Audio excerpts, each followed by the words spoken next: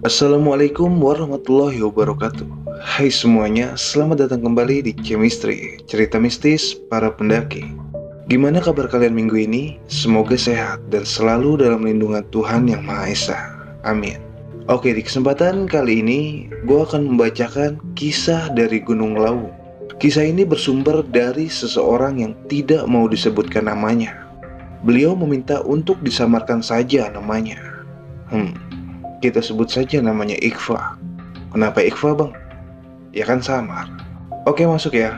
Iqfa dan keenam teman yang lainnya melakukan pendakian ke Gunung Lawu di tahun 2007, yang pada saat itu pendakian belum seramai saat ini.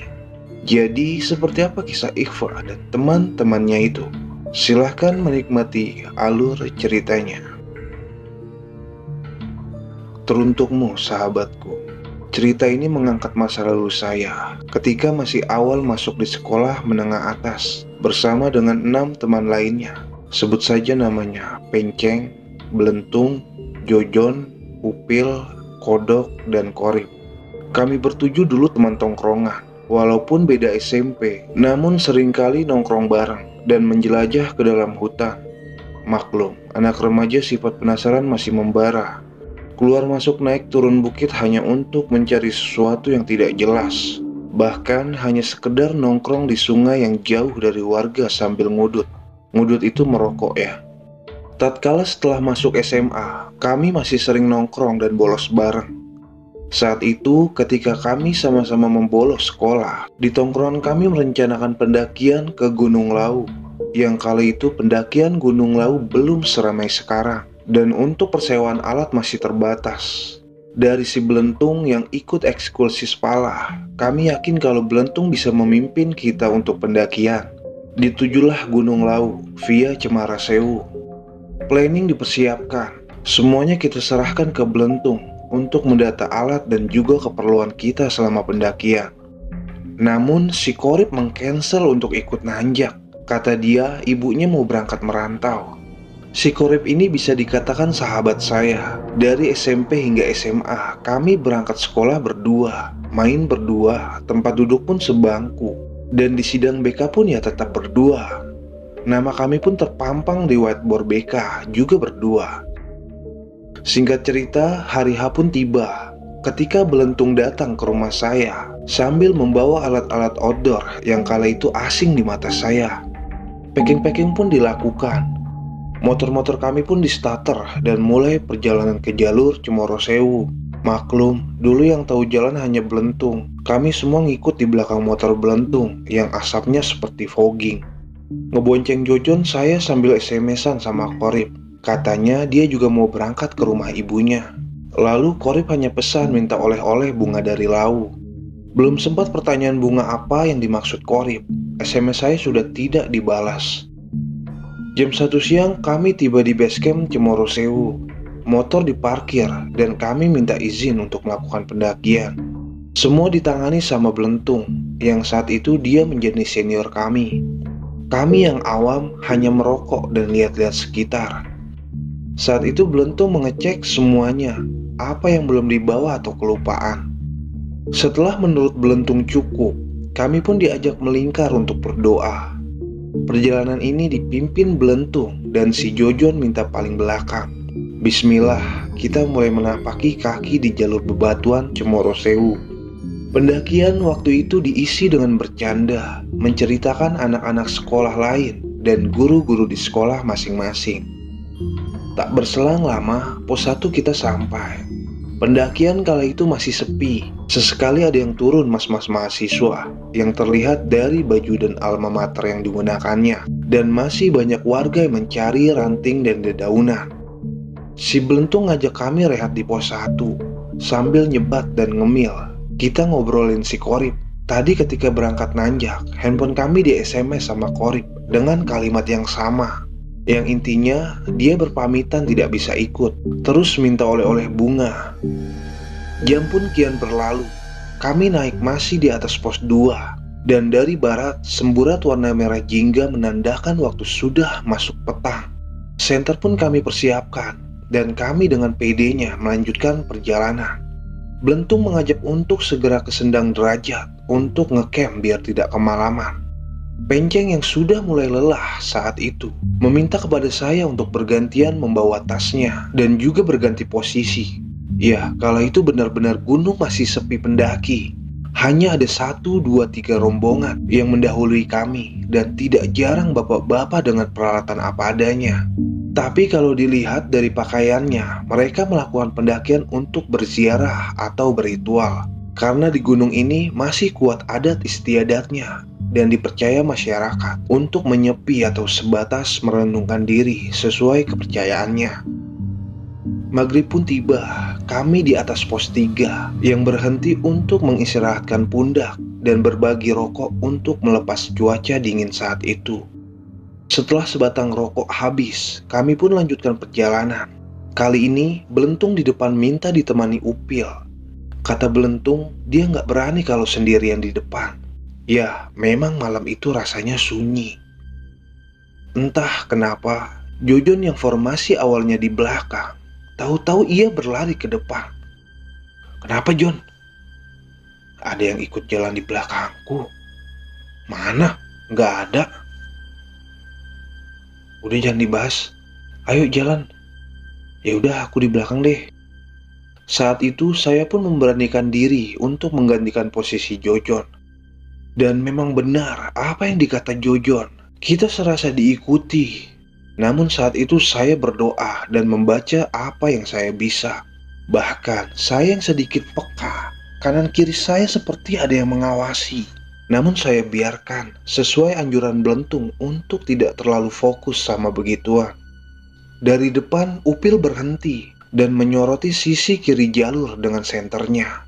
Saat itu nggak tahu dia lihat apa. Yang jelas setelah menyoroti, Upil lanjut berjalan. Masih dengan nafas dari belakang yang membuat bulu kuduk merinding. Dari depan, Belentung bilang kalau sudah tiba di pos 4. Namun kata Belentung mending dilanjut jalan saja, karena pos 5 tidak begitu jauh dari sini.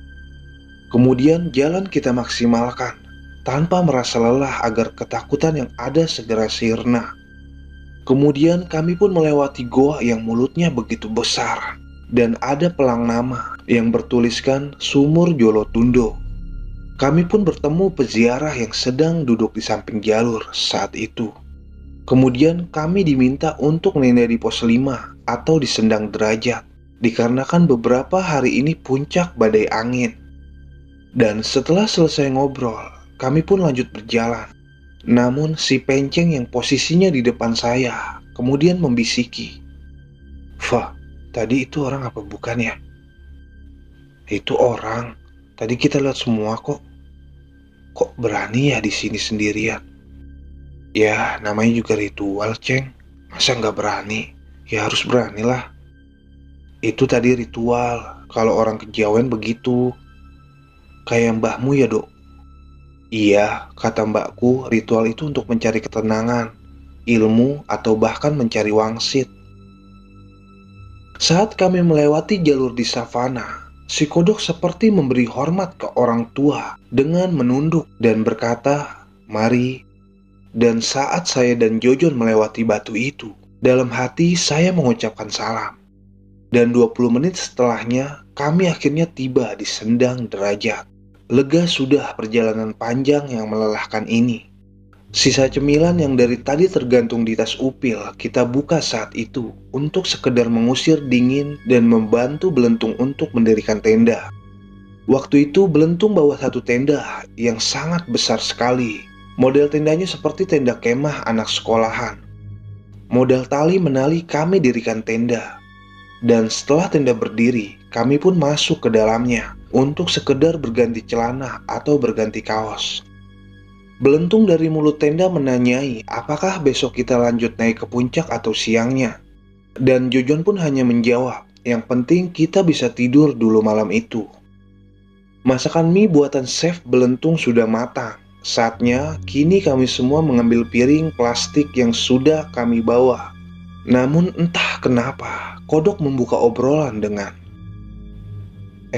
"Kok aku kepikiran Korip ya?" Aneh loh, gak pernah kita seolah dipikirin Korip. Iya sih, dari tadi naik perasaanku gak enak tau.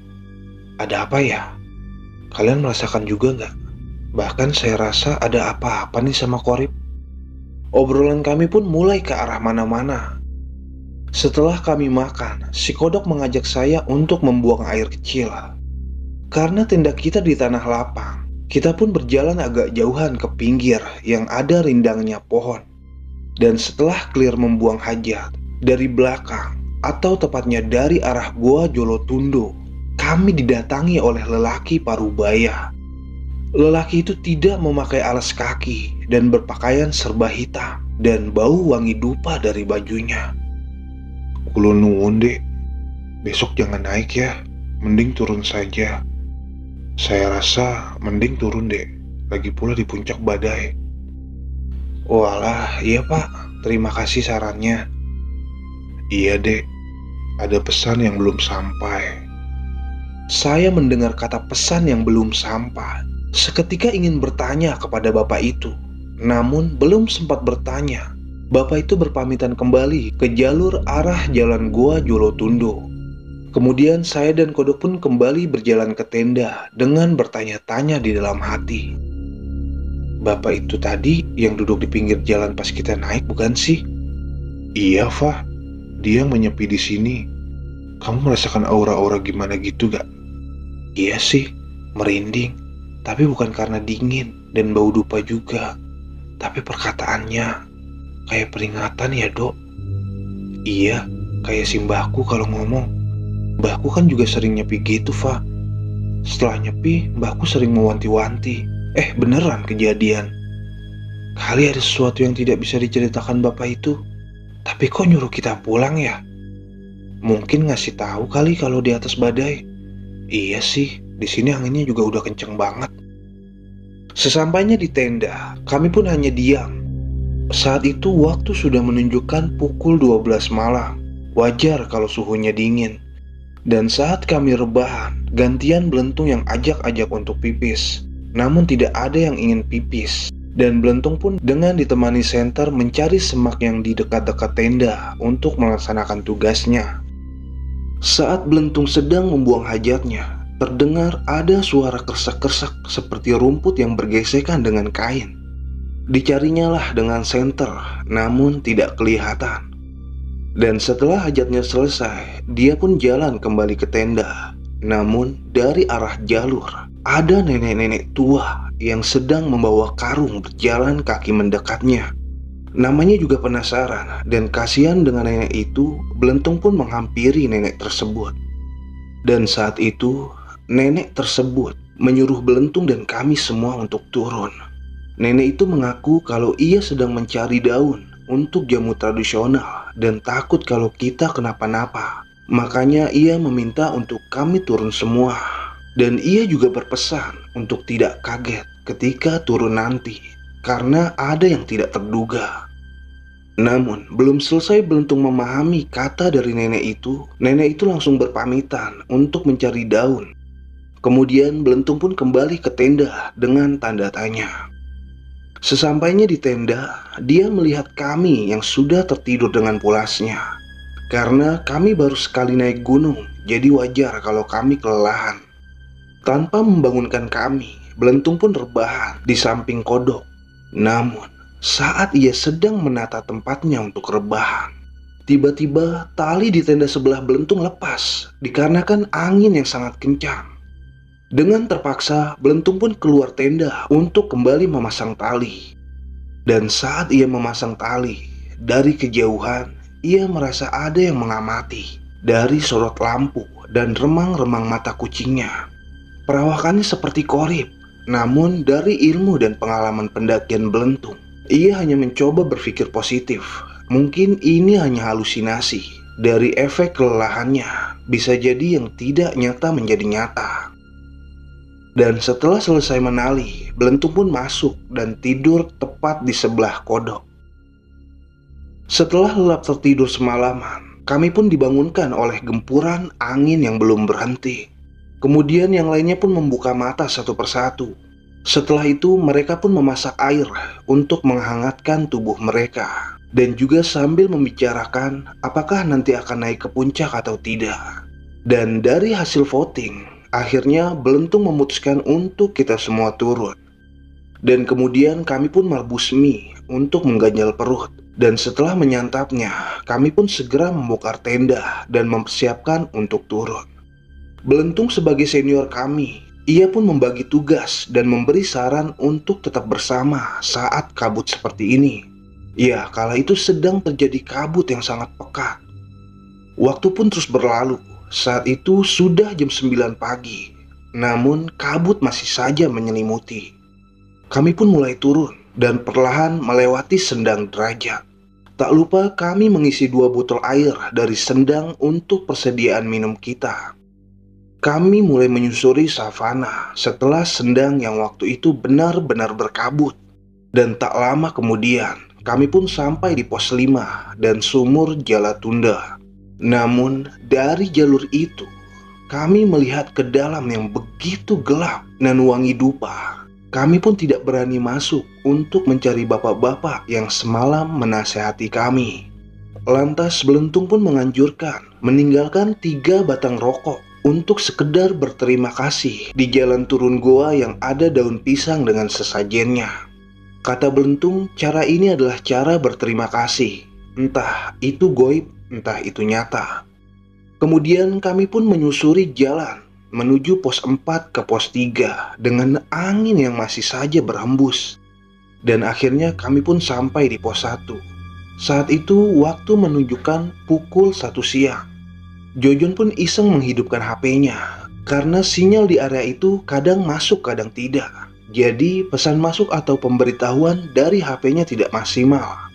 Dan ketika sampai di bawah, HP Jojon tak hentinya memberikan notifikasi.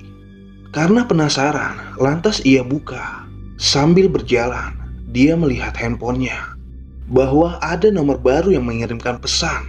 Dan nomor itu mengabarkan kalau itu dari kepolisian yang mengatakan kalau Qorib kecelakaan. Lalu Jojon pun berhenti berjalan dan mengabarkan ke kami semua. Kami pun satu persatu menghidupkan handphone masing-masing.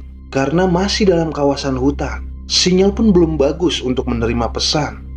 Kemudian kami pun lanjut turun dengan penasaran, mencoba mencari sinyal di bawah sana.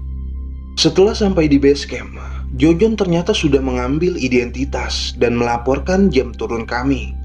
Suasana kabut di base camp saat itu tidak kami hiraukan. Kami hanya fokus ke handphone masing-masing, mencari info apa yang terjadi pada teman kami. Karena pulsa untuk telepon saya habis, saya pun meminjam handphonenya Jojon untuk menelpon Raya. Dengan sesenggukan, Raya mengangkat telepon saya dan berkata kalau Qorib sudah meninggal dunia akibat kecelakaan kemarin. Saat itu kami seketika diam 1000 bahasa, saling pandang dan lesu. Apalagi Kodok yang masih ada saudara dengan Qorib. Ia pun lantas mencoba menelpon keluarganya di rumah dengan harapan ada kabar yang valid yang bisa diterima. Dan kemudian Kodok mendapat informasi kalau Qorib kecelakaan saat berangkat kemarin. Ia terjatuh dari motornya yang terpental ke tengah jalan raya dan terlindas oleh bis dari arah yang berlawanan. Mendengar kabar itu, saya pribadi hanya diam. Bahkan mulutku bergetar 1000 bahasa mendengar sahabat terbaik saya yang telah meninggal dunia dengan tragisnya. Dan setelah itu kami pun langsung pulang. Motor kami naiki satu persatu, kemudian meninggalkan base camp menuju ke kota Tawangmangu dengan perasaan yang sangat campur aduk. Dan singkat cerita, kami pun sampai di rumah Belentung. Semua alat kami taruh asal-asalan di rumahnya dan segera ke makamnya Qorib. Dari belakang, Kodok menyalip motor yang kami tumpangi dan meminta untuk kami mengikutinya. Ternyata ia mengarahkan kami ke rumah Kodok yang dekat dengan makam. Di rumah Kodok ada salah satu teman SMP kami. Dia namanya Bayu. Bayu ini tetangganya Qorib. Dengan Bayu, kami diantar ke makam Qorib. Dan benar saja, pesanan bunga yang diminta Qorib ke kami ternyata maksudnya untuk menaburi makamnya. Dan kami semua hanya tertunduk melingkar di samping makam sahabat kami. Saat itu Bayu bercerita kalau kemarin jenazah datang tidak pakai lama. Beliau langsung dimakamkan.